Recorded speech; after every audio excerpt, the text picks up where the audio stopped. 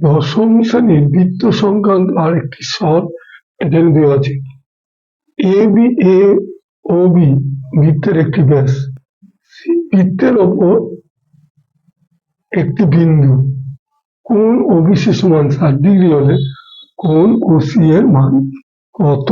তাহলে এক্ষেত্রে আগে ছবিটা এঁকে নিতে হবে এর উত্তরটা করতে গেলে। তো ছবিটা কি? একটি বৃত্ত, এ ও বি ব্যাস, তাহলে এখানে যদি কেন্দ্র হয় যদি এ ও বি আর সি হচ্ছে বৃত্তের যে কোনো একটা বিন্দু। এবার আমি যদি ও এ AC O C R A B যুক্ত করি, তাহলে বলা আছে কি ও বি সি সমান 60°। তাহলে এইটা 60° বলা আছে।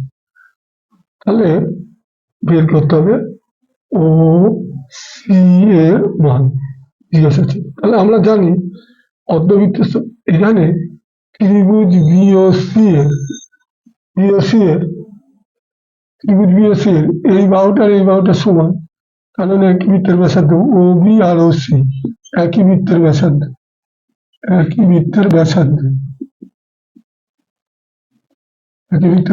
এই দুটো সমান। তাহলে এই কোণ দুটো সমান, তাহলে ও বি সি সমান কোণ ও সি বি সমান 60°। তাহলে এইটা 60 হলে এটাও যদি 60 হয়।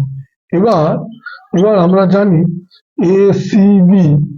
এসিবিটা কি বৃত্তের উপর দিয়ে এটা একটা অর্ধবৃত্তস্থ কোণ।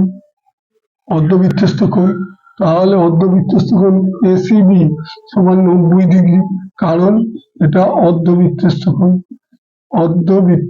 কোণ। তাহলে এটা হলো 90° এসিবিটা।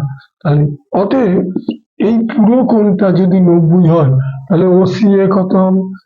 ও সি এ সমান, তাহলে এই পুরো 90 থেকে এই কোণটা 60, তাহলে 90 থেকে যদি আমরা 60 বাদ দিই, তাহলে 30° বেরিয়ে গেল।